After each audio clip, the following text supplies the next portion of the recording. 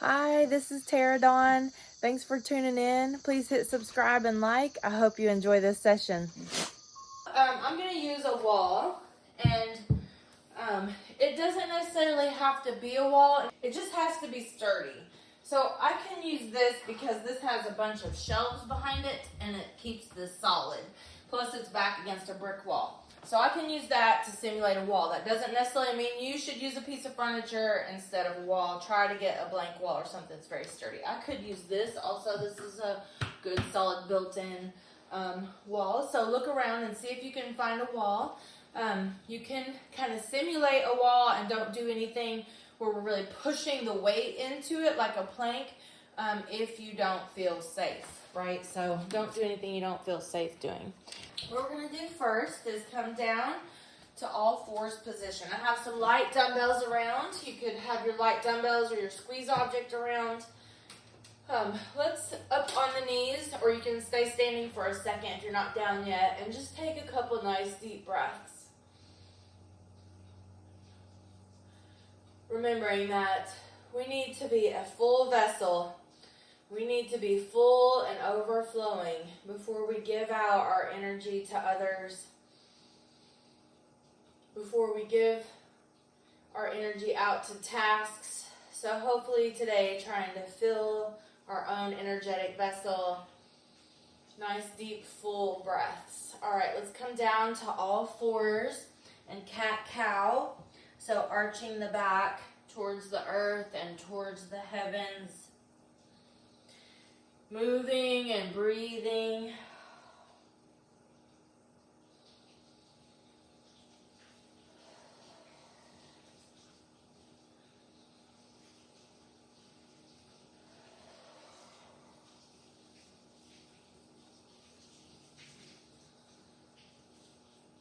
And then with the wall, this is where you're really going to feel a difference with the wall. So if we do bird dog, if you do bird dog, you'll feel it, yes, and it's effective. But if you can push on a wall and do it, you're going to feel it 10 times more. I don't know why, except for that it just helps us engage more when we have something to push against. So working at your own pace. Now I'm going to show you a modification just in case it's too hard for you to be on your knees. You can do a standing bird dog, opposite arm, opposite leg lift, like that. And you could add a light dumbbell in your hand and ankle weights to make it more challenging. So do what's best for you. Another modification, if you can't be on your hands or wrist, is to lie down on your stomach and lift opposite arm, opposite leg. Now, neither the bird dog or this prone position, prone means on your stomach, in that prone position, neither of those do you lift too high. This is about lengthening from the spine. So everything is about spine height. It's really about lengthening out opposed to lifting high. So just think about centering yourself with your spine from that heel through those fingers, centering your energy, centering your body, and breathing.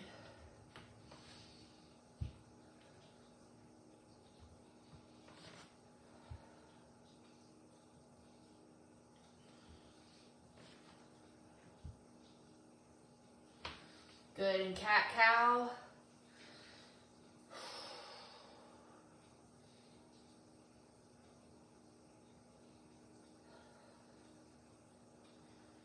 Great. All right, and then we're gonna roll over on our back. We're not gonna get too close to the wall. We're gonna put our feet up on the wall and just rest for a moment. Take the arms nice and wide with the palms up. Reach through those fingers and gently rock the head right and left. Finding a stretch on the right side and the left side.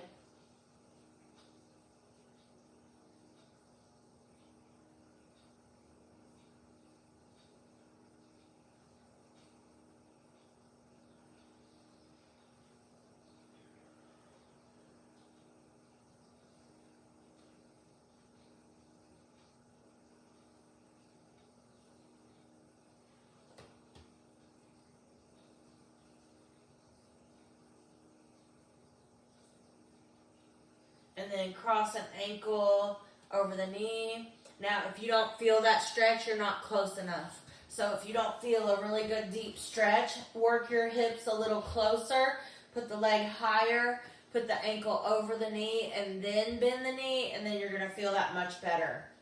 Now, flex this foot that's on top, and then let's gently hug that knee towards the heart and gently push that away. So we're just working through the hip rotator, through the hip socket. We're pushing through that base leg against the wall just to help us engage deeper in the core as we move the other side. So it's like the foot, the leg that's on the wall, that side of your body is really engaged while you're trying to relax and stretch the other side, or the other hip at least. And you can do that. I want you to get that control where you can really engage one leg and let the other leg relax. Breathe. And then let's switch. So it might help to lengthen the bottom leg first, and then cross the ankle, then bend the knee in. And that'll tell you where to stop with that foot. Flex the foot that's on top. You're going to probably notice a difference between the two sides. So an example is like this hip on me is really tight, so it tried to push my whole leg over this way. Watch for that. Keep everything engaged on that bottom leg, and then just gently try to make that top leg stretch in a couple different angles. This works really good because the wall and the floor and gravity hold us in place, and we can notice more when our body's trying to weasel out of the stretch. Our body's always going to try to help us and find the easy way out, but long-term wise, it's not necessarily a good thing long-term to continuously let a muscle get tight or weak. And so it's just the body's way of rerouting to help us. And so here we're trying to override the rerouting.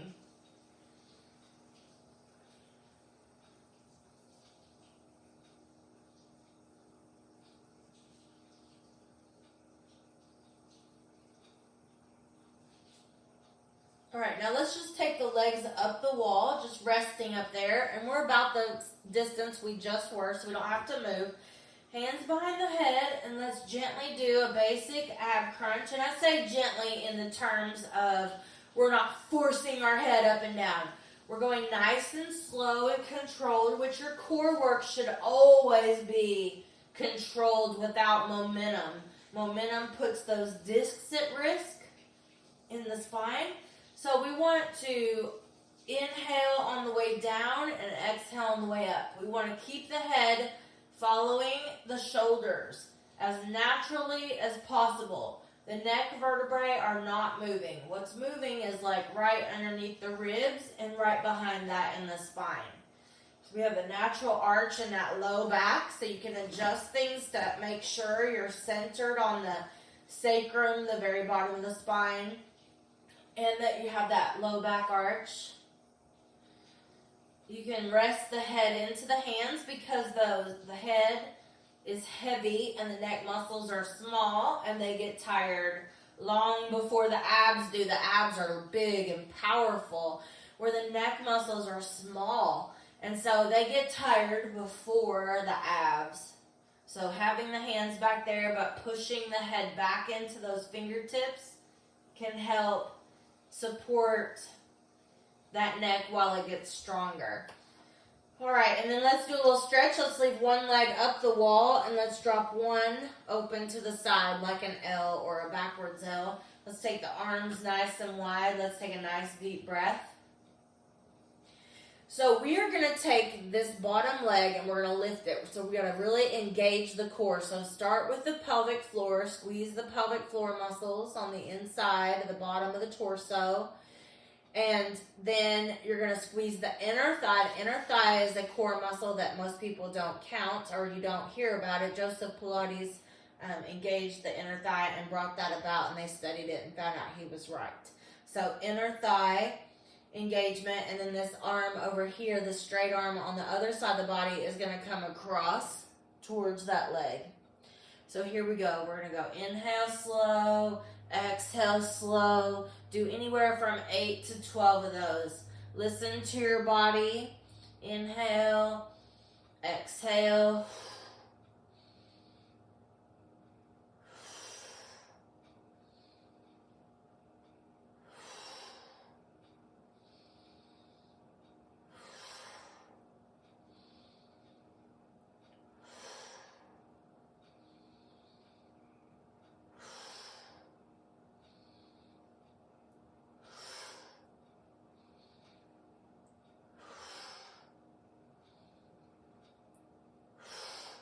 Great.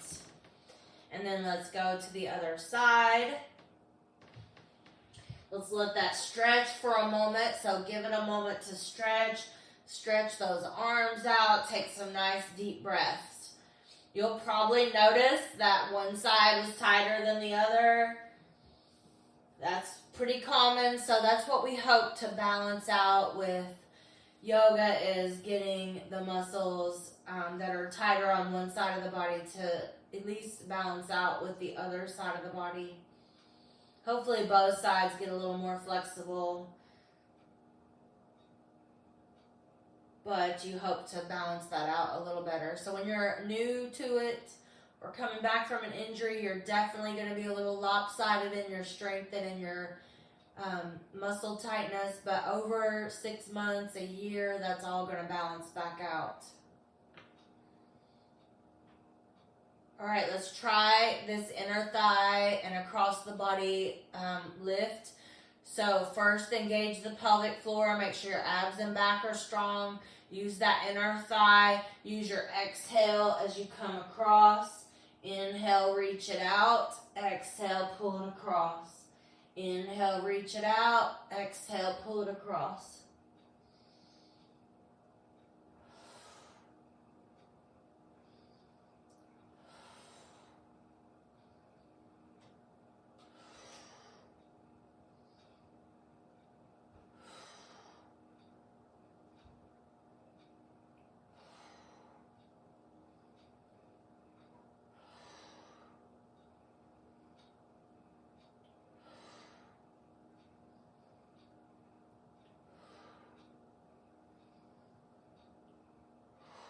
Good job. Alrighty. Alright, so pull the shoulders away from the ears. Gently rock those knees side to side.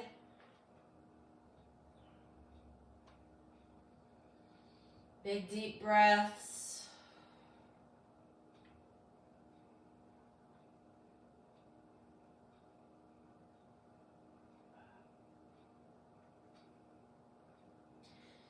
Good. Leave one leg on the wall. Pull one knee underneath that thigh to the chest. And you can just stay right there or keep the rib cage on the thigh. Try to reach up and grab the pant leg, the ankle, or the outside edge of this foot. And so you're gently pushing that down. So in the ancient ways, they would take the middle finger and the index finger and wrap it around the big toe and pull that down. But there have been cases where people have even broken their toes doing that. So they found that if it's a much more sturdy grip, if you can grab that outer edge of that foot. So we're doing half of a happy baby here. Now, if we can keep the rib cage on the thigh, take this free hand and hold that leg deep into the body, tight into the body, and then you might be able to straighten that leg a little bit with that top hand and feel that really deep, good hamstring stretch. These get so tight. So it's a totally different hamstring stretch than the one where the leg is just straight up.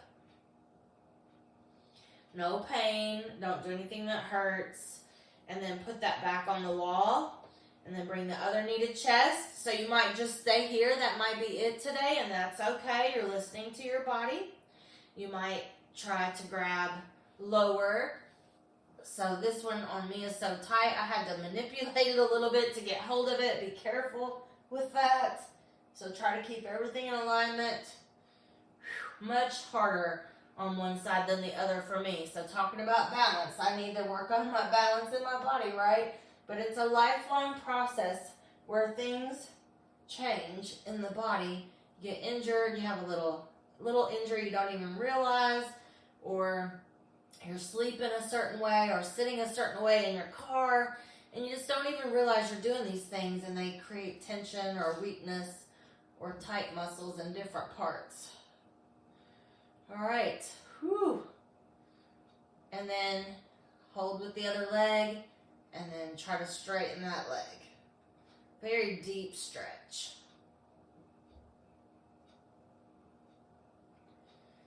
Big deep breath.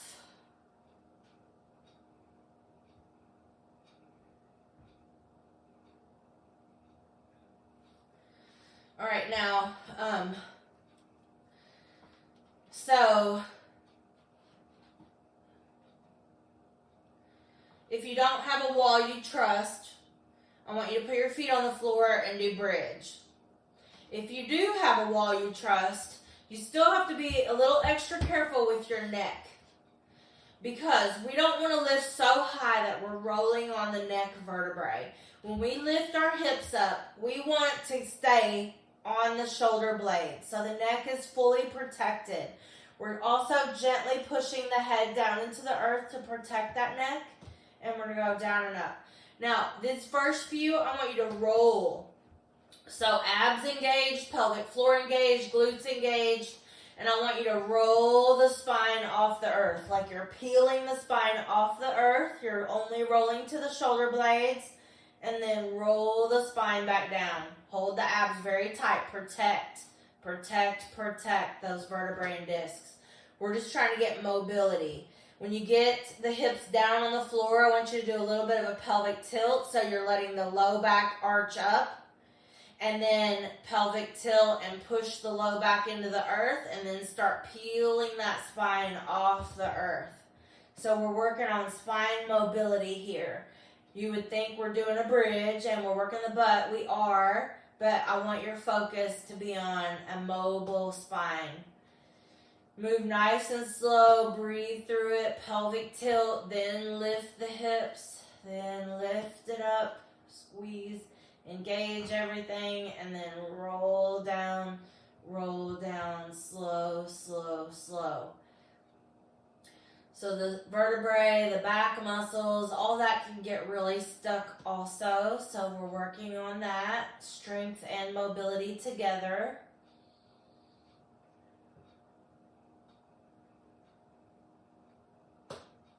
Aligning the spine, noticing if anything feels crooked or off. You might consult with another professional about anything that you feel that's not aligning properly.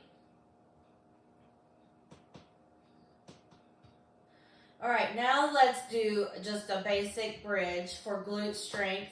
Put the arms down by the sides. We only roll to the shoulder blades. You might spread your feet if you want to. You might bring them close together. You could do some different angles.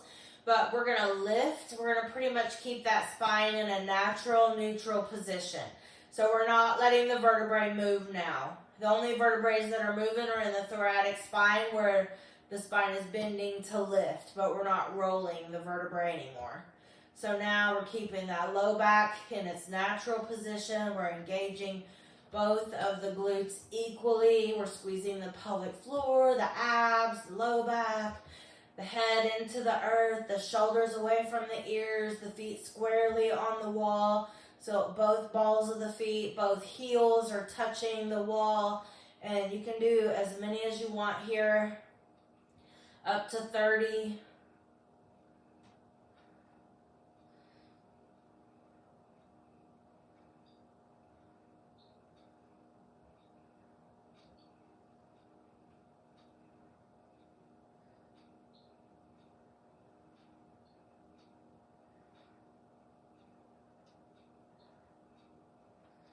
Oh, gosh. And then bring both knees to chest. So we spent so much time in this forward bend position, right? Our hips are still like we're sitting in a car, sitting at a desk, right? Sitting on the couch. So we need to really open that up. We don't want to keep promoting that, position all the time. We need to balance that out. So work your way, take your time, grab a drink of water, do a couple little stretches in between, And then let's do that bird dog again, and then we're gonna be done with the wall. So let's push. You're gonna find just the right spot. Push that foot against the wall. Stretch everything out. Hold the core tight. When you're pushing on that wall, I want you to squeeze every muscle in the body. So you're squeezing that whole leg that's on the floor. You're squeezing that whole leg that's on the wall. You're squeezing the whole torso. You're squeezing that arm that's on the floor without locking the elbow. And you're squeezing the arm that's stretching out. So whole body contraction on the exhale. Inhale, release. Exhale, contract and squeeze everything on the inside. Inhale, release, and exhale, squeeze everything nice and tight. Good, and then release.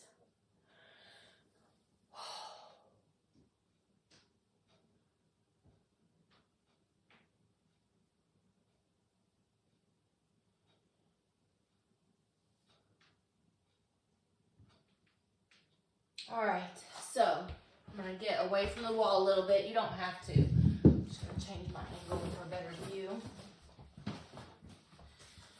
All right. So let's go down onto the stomach. Let's go back into that prone position. All right.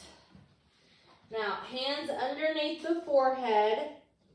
And we're gonna point the toes and we're gonna lift that leg. It's not a super high leg lift.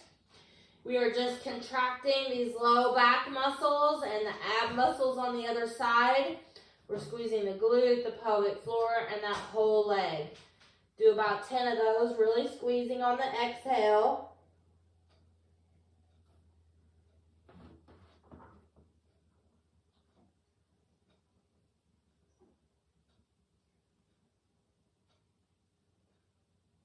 And then the other side.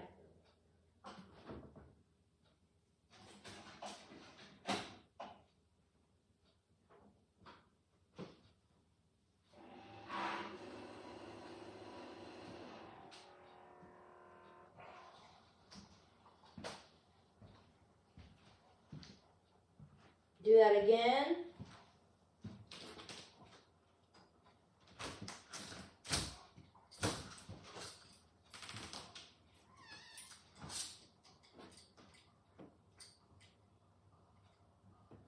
And last time.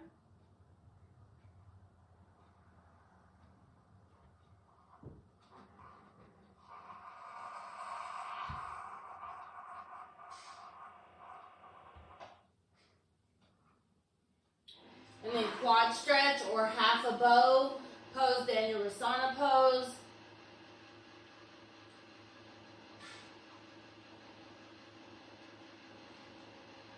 And then we'll switch.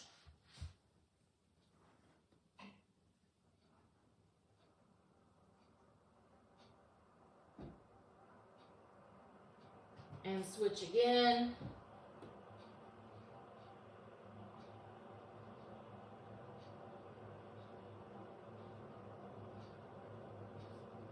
One more time.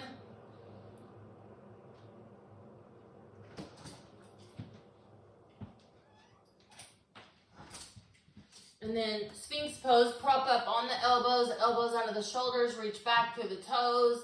Option to curl one foot in and then the other. Back and forth, working on that low back. We're holding the abs tight and letting those lengthen.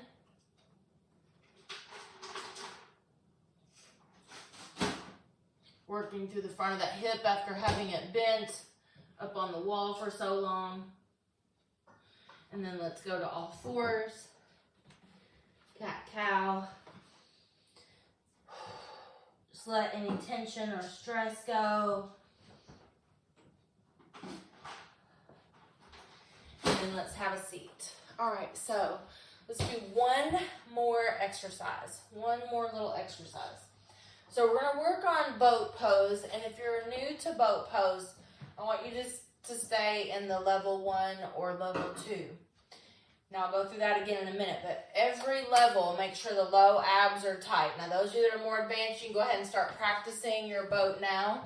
And then that'll give you a harder workout while I explain it to everybody else.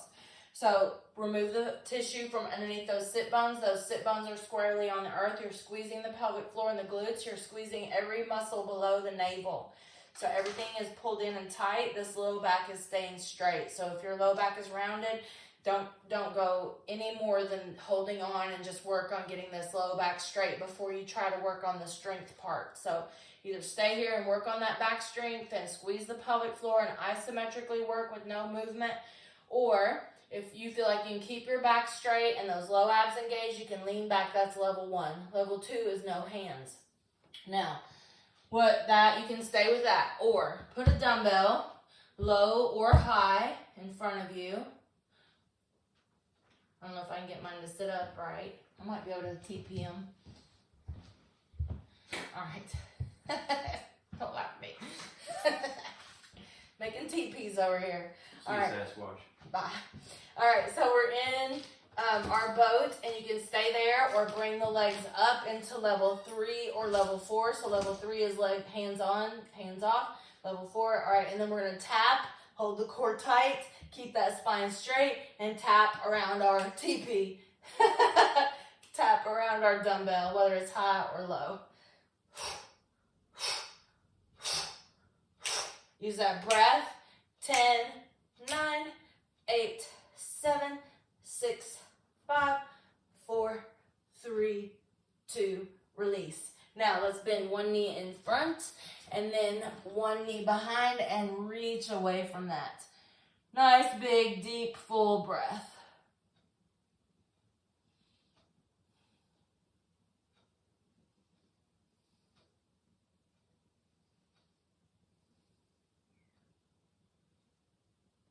And switch.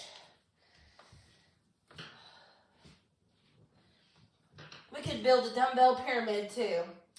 That's what I should have called it, a pyramid. That would be more appropriate for how they stack better. Oh, stretch it out. Nice, deep, full breath.